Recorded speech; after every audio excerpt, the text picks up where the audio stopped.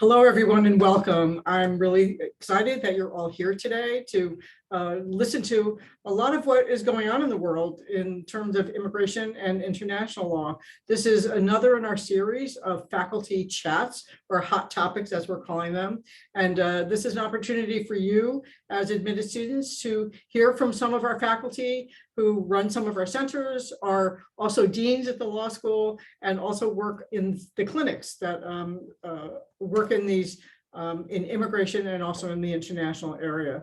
So if you have questions, you can throw them in the Q&A, or you can put them in the chat. We will be monitoring both the chat and the Q&A, and let's just get started. So Rose Cuizon-Villazor, Dean Villazor, you can go first. Go ahead, introduce yourself, tell us about your career path and about the center that you work for.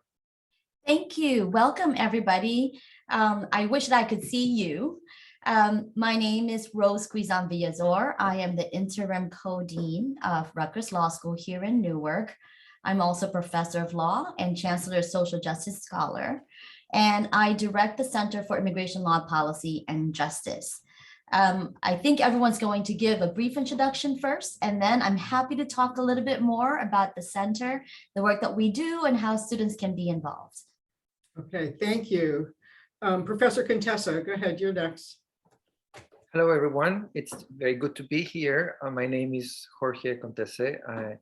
I'm an associate professor of law here. I teach international law, human rights law, transnational law, and first year criminal law course as well.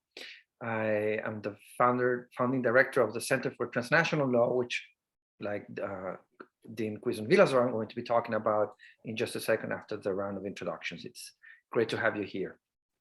Great, thank you. Professor Gottesman, you're next.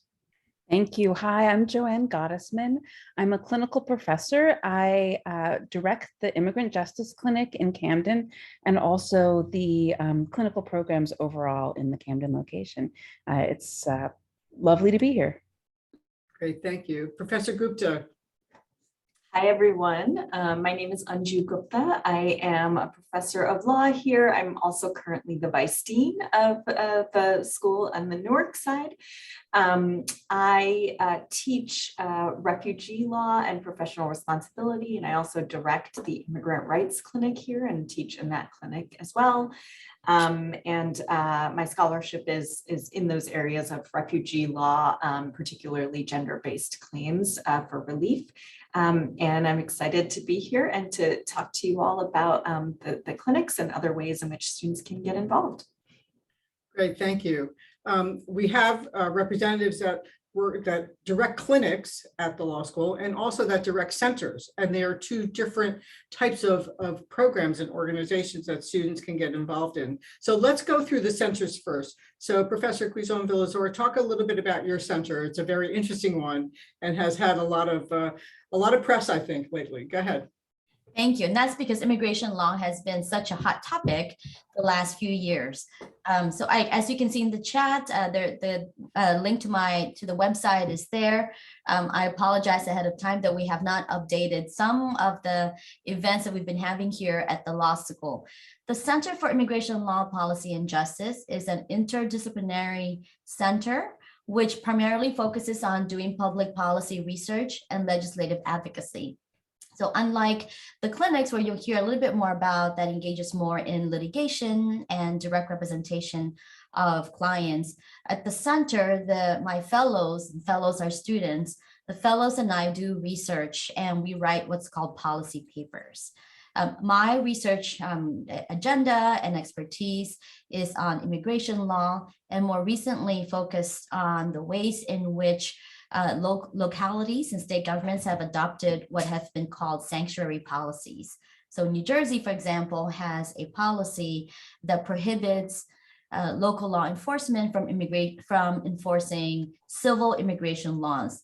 One of the projects that we've been working on is to look into what the compliance looks like, whether states and local governments in New Jersey are actually complying with this law that is designed to build trust between immigrant communities and local law enforcement and state law enforcement.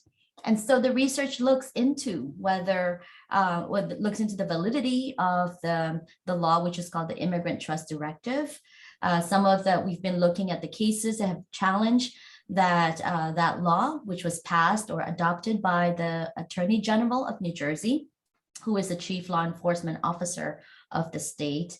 And then also looking into how immigrants have reacted, how has this Immigrant Trust Directive actually helped to build trust.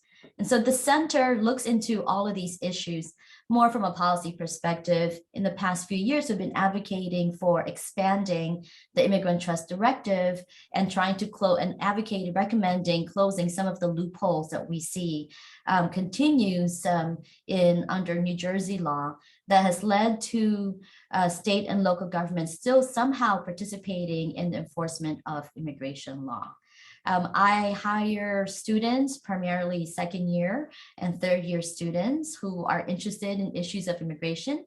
Some of the other things that we do in the Center for Immigration Law includes an annual citizenship clinic. And so in this clinic, we spend a day working with volunteer attorneys to help immigrants, green card holders process apply for their citizenship so that they can then become US citizens. So we review their files and then we interview them and then complete their files for them.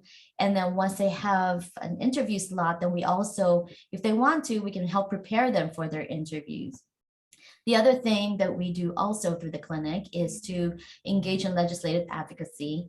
The last couple of years, we've advocated for the passage of allowing individuals to have a driver's license regardless of their immigration or citizenship status. We've also pushed for expanding the ability of immigrants to get a professional license regardless of their immigration status. So it's my fellows have testified before the New Jersey Senate and New Jersey Assembly as part of the goal of making sure that New Jersey is a welcoming state for immigrants and their families. Happy to answer any questions in the chat or later on if there's any Q&A.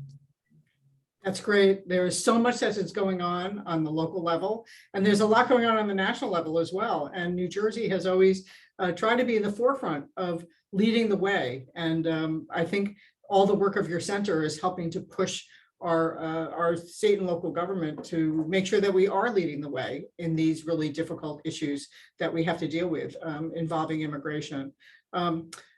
Professor Contessa just went off video, so there you are. Okay, you're back. If you could speak about your work in the transnational law area and also about opportunities for students to get involved working in international law, maybe studying abroad, those kinds of topics. Go ahead. Sure. So first of all, I'm a Chilean. I'm from Chile. I was born and raised in Chile, and I came to the United States many years ago. I've been at Rutgers 9 years now. And so part of my work, but also part of my personal life, my biography is connected to two different regions, at least thinking and writing and working on Latin American human rights issues, but also here in the United States. So as a human rights lawyer and as an international lawyer, the center is really conceived of as a platform for both students and faculty who have an interest in international law, in comparative law, in what I generally call transnational law. That is, when we think about legal issues, we tend to think in this way of, we think in the United States, or as Dean Quizon-Villasor was referring to, New Jersey statutes, regulations, and laws. And the idea with the Center for Transnational Law is to think also in a global way. Rutgers is incredibly committed to thinking and working and producing scholarship that has an impact beyond our borders. And so the Center for Transnational Law does just that. It aims at bringing together people, again, faculty and students who have an interest, who share an interest in international legal affairs. And so that means from having a number of courses that are not, of course, housed in the center, but the center highlights the amazing diversity in terms of global affairs that our faculty has, and at the same time providing students with opportunities such as study abroad opportunities, some of them existing before we founded the Center for Transnational Law. Other opportunities are really housed and have been established by the Center for Transnational Law. For example, we have summer internships in which students can apply to work with NGOs in different parts of the world, primarily in Latin America, but this year we are starting a program in which students can actually find non-governmental organizations that they think could promote their work and could make their own legal education richer. We truly and firmly believe that by being exposed to other legal cultures, students become better lawyers. And so that's a flagship project and initiative that we have, which is providing funding so that students can actually spend part of their summer working in international and transnational legal affairs abroad.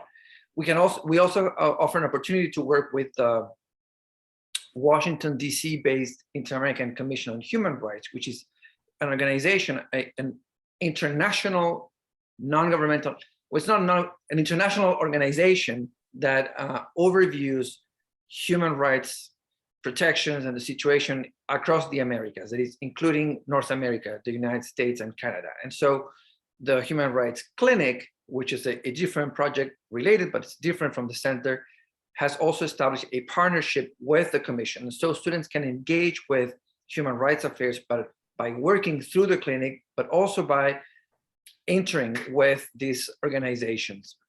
And so those are truly the different components in which, for example, we're now just talking about or considering the applications of those students who will spend part of their summer in, say, Mexico, Argentina, Colombia, working again on social justice issues, and then bringing back that experience to Rutgers to share with others.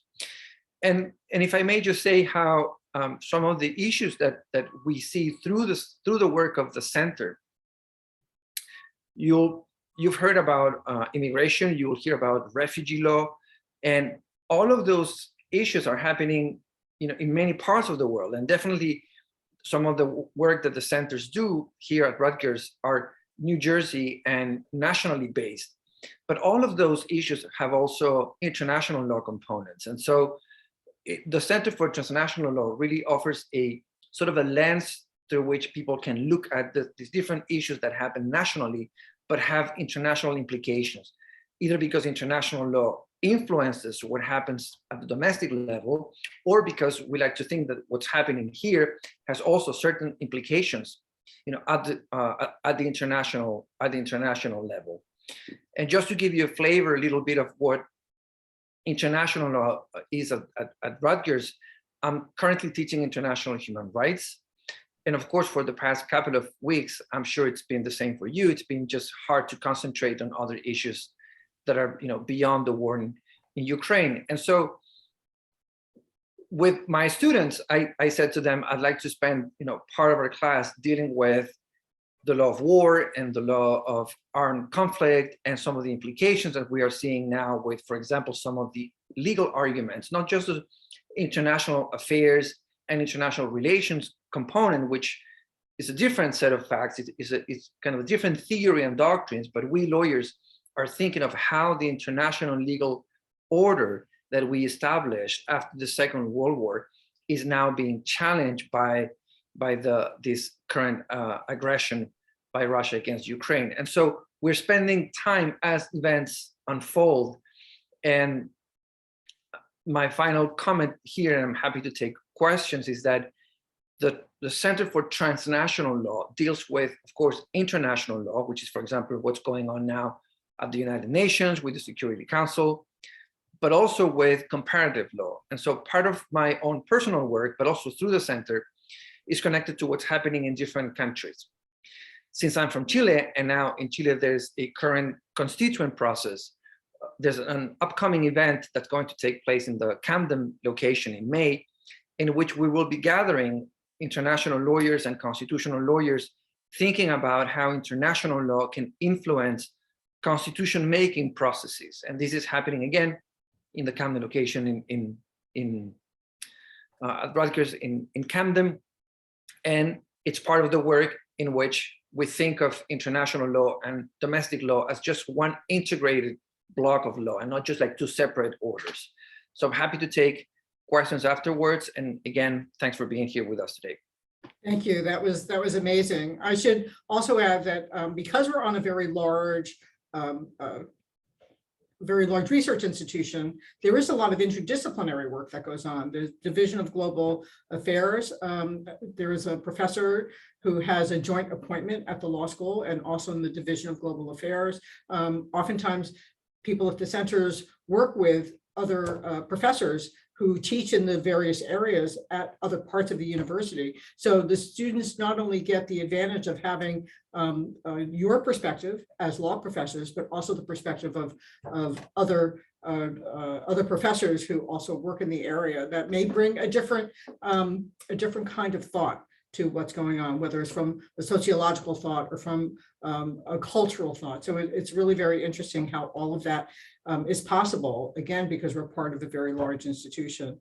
Professor Gottesman, you're down in Camden, and we're going to move over now to the clinics, and you direct one of the immigration clinics. So let's hear from you for a little bit. Sure, thank you so much. First of all, let me just say a little bit about my personal research interest. So we were talking, Anita was talking about all of the interdisciplinary and sort of intersectional work that faculty and students are engaged in at Rutgers. And for me, some of the intersections that I look at in my scholarship and in my work in the clinic are the ways in which immigration law intersects with state law. So both sort of family and immigration law convergences and criminal and immigration law convergences. And so how that plays out, well, let me first say a little bit about what the clinics are, because I don't want to assume that everybody understands sort of what clinics are. So clinics are basically law firms that are housed at the law school, and they are an immersive experience in which students practice law under the very close supervision and guidance of a faculty member under our licenses. And one of the philosophies of clinics is to give students the experience of what it feels like to have full responsibility for a case. So this can be very different from internships or externships or other experiences that students may have outside of the law school, because in the clinic, we really are giving you sort of the front row seat. You are the lawyer for the client. You are grappling with the ethical, strategic, and substantive legal decisions in your cases. So in my clinic, the focus has been very much on representing unaccompanied minors. So often teenagers, frequently those who have come from Central America to the United States, escaping violence, either community violence or personal family violence. And so in the clinic, we are looking at issues of immigration law, intersections with New Jersey law, thinking through the ethical issues of representing children and teenagers. How is that different from representing adults? And so just to give you an example, recently a team of students are working with a family from Guatemala, and there are several siblings and a mother who fled domestic violence in the home country. On the way to the United States, they stopped in Mexico, and the oldest child stayed behind in Mexico for a time while the rest of the family fled to the United States. Well, the older son eventually came to the US. The situation in Mexico was untenable, unsafe. There was a lot of violence and drug cartels. So now the students are grappling with issues of joint representation. What does it mean to represent several family members at one time? They're going into family court, representing mom, seeking a custody order in family court so that the youngest children might be able to get an order that will enable them to apply for immigration relief for kids who have been abused or neglected by one of their parents. They're also looking at the older son's situation. He's an adult, not eligible for this form of relief. what about asylum? What happens to his claim for asylum because of the time he spent in Mexico, right? And so the students, these are their issues. These are not issues in which a supervisor is sort of telling them what to do. In clinics, they really have to kind of sit with and do the research and the legwork, interact with the clients, and come up with their strategy, and also appear in court. And so in this case, appearing in family court in Camden County, also in immigration court in Newark, although right now I should say everything is sort of in Zoom, in Zoom land right now. So learning about technology and lawyering, right? What does it mean to represent clients remotely and appear in court remotely? So those are just some of the things that are happening. I should say that my clinic also collaborates very closely with the Child Advocacy Clinic in Newark, and we have a statewide project in which attorneys in the clinic are representing all kids in foster care in New Jersey in their immigration matters. And so sometimes the students have the opportunity to represent clients in those cases and to collaborate in some ways with the attorneys who are handling those matters, and sort of looking at systemic issues of how our state institutions responding to best serve the immigrant community in New Jersey. So again, happy to, if we have an opportunity later, to answer questions that you may have.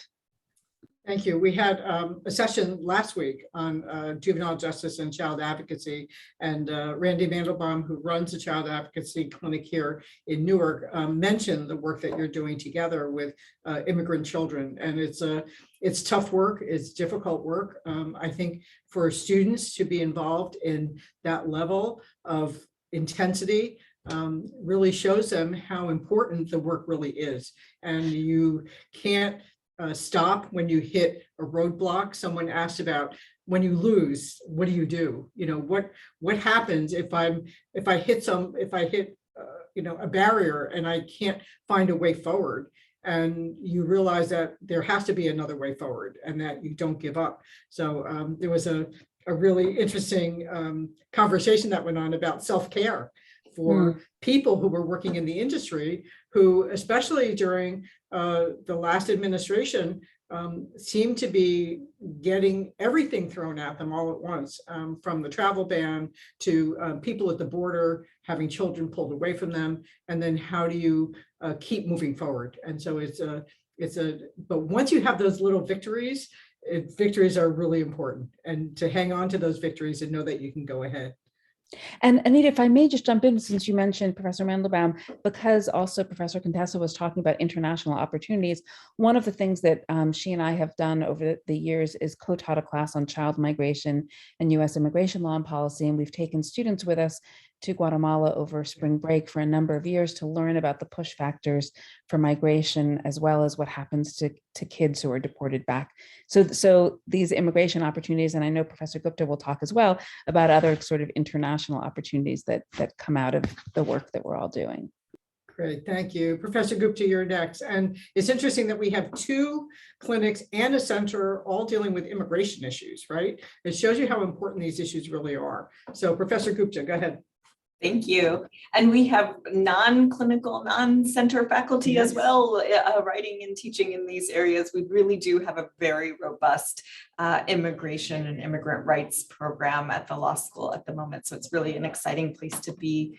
So thank you for giving me a moment to talk about the things that I'm working on here and ways in which students can be involved. So as I mentioned, I direct the Immigrant Rights Clinic in the Newark location. So we, in this clinic, and thank you, Professor Gottesman, for a general description of what the clinics do. And that's certainly what we do in the IRC. The types of cases that we handle are obviously cases of immigrants, but really fear-based cases. So, we don't, for example, handle employment-based immigration or family-based immigration, but really focus on folks who cannot return to their home countries because of a fear. So many of our cases are asylum cases, so people who are fearing persecution in their home countries or torture, and who need protection in the United States. But we also represent trafficking victims in obtaining T visas. We represent domestic violence victims in filing VAWA petitions for relief, or we also represent victims of other types of crimes in getting U visas. Our clients are detained or non-detained. We were focusing for a while on detained cases, but some of the detention centers in New Jersey recently have closed down due to some public pressure. And so we're still representing detained individuals, but also representing other individuals who may be at risk of being detained. In our clinic, so in our clinic, we take 2L and 3L students. So even starting in the first semester of the 2L year, you might have an opportunity to participate in a clinic. And our students are taking the clinic for 6 or sometimes 8 credits. So it can really be kind of the majority of your semester, which is a cool experience to have. And the students are involved in all aspects of the representation. As Professor Gottesman mentioned, in the clinic, we call it practicing law in slow motion, right? So you're supported, you're supervised, there's a safety net, which is us, but otherwise the students really take ownership of the cases. And as far as the client is concerned, they are their lawyers, they are their representatives. So just to give you kind of an idea of some of the cases that we handled this semester, we're handling a case of a man from Cameroon who fled his country because he was involved in a political party there and was arrested and detained and tortured as a result of his political party involvement because it was in opposition to the current government. We're representing a man from Nicaragua who also was in opposition to, participated in some activities in opposition to the Ortega government and is seeking protection here.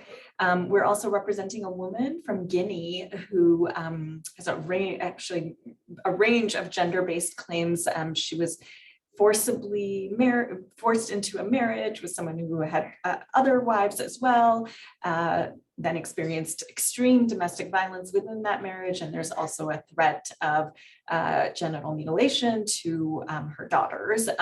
So a range of claims there. And so we're representing her in her asylum claim as well.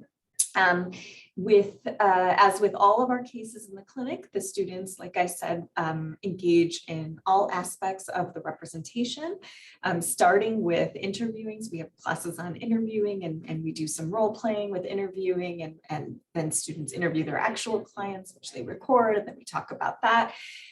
We have a class on trauma because most of our clients are traumatized, either have experienced violence or torture or are afraid of those things happening to them. We talk about self-care, as Anita mentioned. It's a really important part of what we do in the clinic, and vicarious trauma. We talk about case planning. We have a class on drafting affidavits. We have a class on fact investigation, which is really interesting in the immigration context because sometimes those facts are not here, they're in another country. And so how to get those documents or those or witnesses who are in another country to make a statement, right? How do we bolster our clients' claims with the corroborating evidence that we need? We have a class on legal research in this context of immigration law, which is incredibly complicated. We have a class on brief writing. Then we have classes on witness examination and oral arguments and openings and closings. So students really in the clinic, I think, get the range of experiences of lawyering. We also in the clinic sometimes engage in advocacy projects. So that's what I just described as sort of our direct casework, our live client work. And then we also engage in some advocacy projects. We've done projects on alternatives to detention conditions, raising the bar for immigrant representation. Currently, we have a couple of students who are working on a resolution to ensure that AAPI contributions, history, and heritage are all incorporated into the K through 12 curriculum here in New Jersey. So lots of opportunities for doing some advocacy and reform work as well. As Professor Gottesman mentioned, we also do a border trip. So we, this May, we're going to be taking a group of students to the US-Mexico border to assist refugees who are stuck in Mexico pursuant to the US government's Remain in Mexico policies, which basically make it so that people have to wait in Mexico while they're, until their asylum applications can be adjudicated in the United States. So we're sending a group, we're going with a group of students to the border in May, and we'll hopefully be continuing that trip in future years. We also have, so in addition to the students who are taking the clinic, we also have an immigrant rights fellowship for, which starts in the 1L year for students who are interested in this area of the law. And, the immigrant rights fellows are housed within a broader public interest fellowship program, whereby those fellows really become the kind of lifeblood of the public interest life of the law school. And so the immigrant rights fellows put on immigrant rights related events, oftentimes in conjunction with Dean Quizan Villazor's center. We work together a lot. We also, through our detention project, and actually detained and non-detained now project, we offer lots of summer internships. And we've also started a post-grad fellowship program. So so students or recent graduates, people who just graduated from law school, can do a 2-year fellowship with our program where they get training to become an immigrant rights lawyer and go on after the fellowship to work as a staff attorney or at a public interest organization, an immigrant rights organization, for example. So that's kind of like the work that I do here in the clinic. And then I thought I would also, and Professor Gottesman, please feel free to jump in, but mention RICAP, which is the Rutgers Immigrant Community Assistance Project. And that is a project that we started a few years ago because it became clear to us that we had many Rutgers students who were immigrants and who had immigration problems or cases that they needed help with, and in particular with DACA and everything that has happened with DACA and the uncertainty surrounding DACA, right? That DACA, for people who don't know, is the program that allowed dreamers or immigrants who came here as kids, who were brought here as kids, to remain in the US and not be removed. And so we started this project called RICAP specifically to assist Rutgers students and potentially their families with their own immigration cases and immigration issues. So we have an amazing attorney, Jason Hernandez, who's working in that project. And Jason has worked with students on his various projects as well. So that's another opportunity to be involved in these issues. I feel like I've spoken a lot, so I'll stop now. There is a lot. I know there's a lot, and it's really amazing how many ways students can get involved in issues that really affect us, again, not only locally, but also nationally. You've brought students down to the border. We've all seen those pictures of students being of children being pulled away from their families, trying to reunite them, all of the different national policies that have to be looked at and changed and made more humane in order for people to be able to stay here. We, after all, are a nation built on immigrants. We all of our families came from somewhere else. There's one other section that we haven't really covered, and that's the certificate programs. And we have certificate programs in a number of different areas: corporate law, criminal law, but there's also family law, there's also immigration. So Dean Cuizon-Villazor, do you want to talk a little bit about those programs? Sure, I would be happy to. This immigration law certificate allows students the opportunity to take classes that specializes in immigration and citizenship laws. I put in the chat there the link to the immigration law certificate requirements. These are classes that there are some required classes that has to be taken.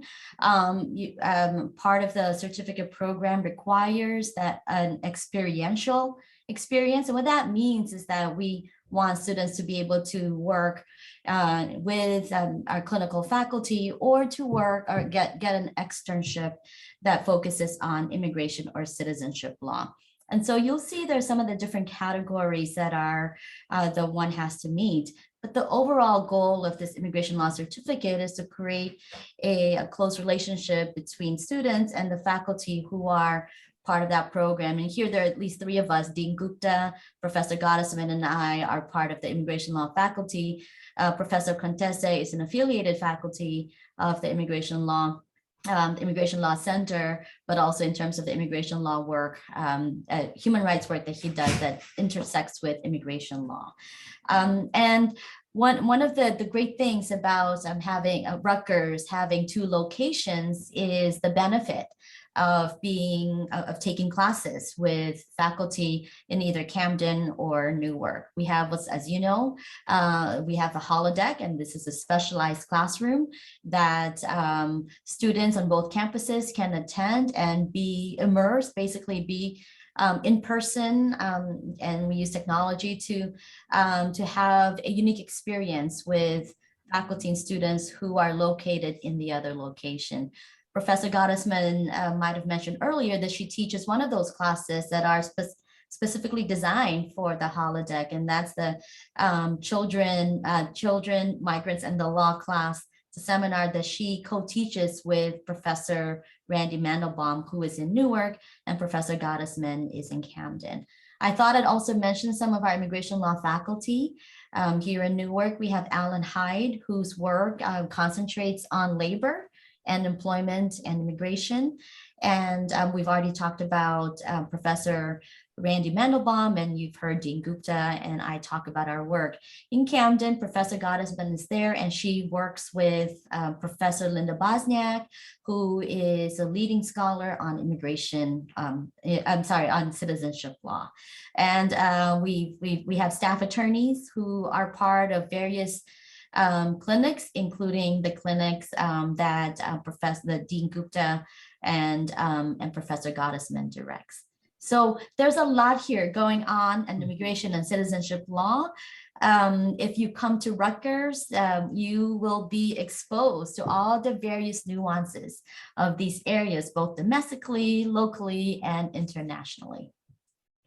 Great, I just also should say that we have also very close relationships with many public interest organizations that offer internships and externships to students in this field, as well as immigration law firms and the courts. We have 2 immigration courts very close to us, and so the immigration courts and the Department of Homeland Security also offer externships and internships to our students as well.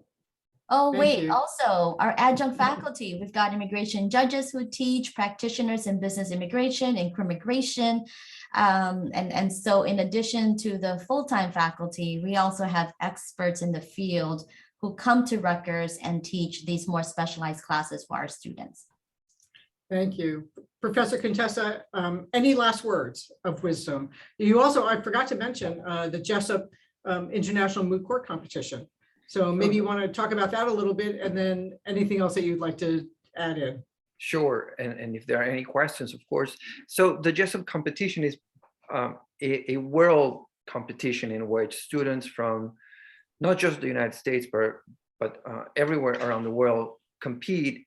It's a moot court competition against, between states before the International Court of Justice, which in reality sits in The Hague. And so here's the core of international, public international law, in which one state files an application against another state. And so students must either be applicants or respondents and come up with very creative legal arguments based on international law. Just to give you an example, Ukraine has just instituted proceedings against Russia. And so we will be hearing very soon, probably next week, from the ICJ, the International Court of Justice, which might very well grant provisional measures. And so we have different ways in which these courts are looking at these, world affairs.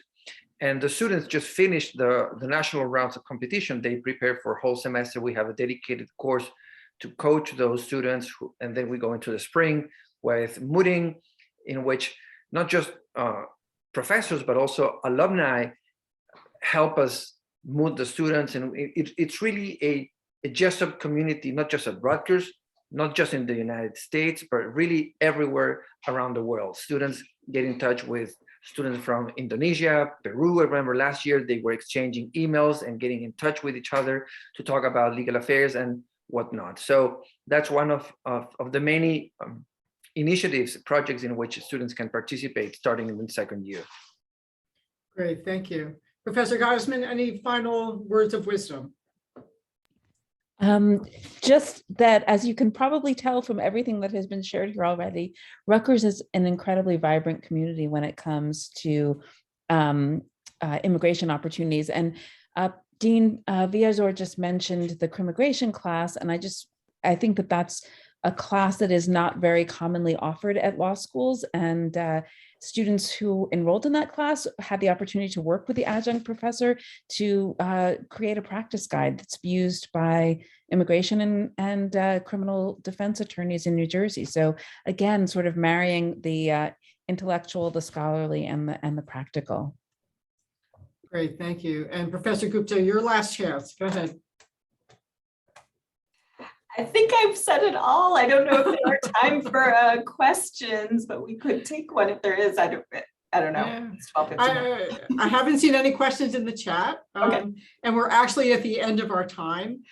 This was wonderful and amazing. It's like, I'm always impressed at how much depth there is on our faculty in such a wide variety of areas. And as Frank Askin used to say, students here don't study the law, they make the law. And that is absolutely true with the work that they do with your centers, with the clinics, and mostly with the people that they are representing who are the most vulnerable in our society. So thank you, everyone, for being here. Thank you for the work that you do and the work that you do with our students to keep them moving forward and to keep the world moving forward. I really appreciate it. Okay, thank you, everyone. Thank you too. Bye-bye. Thank you.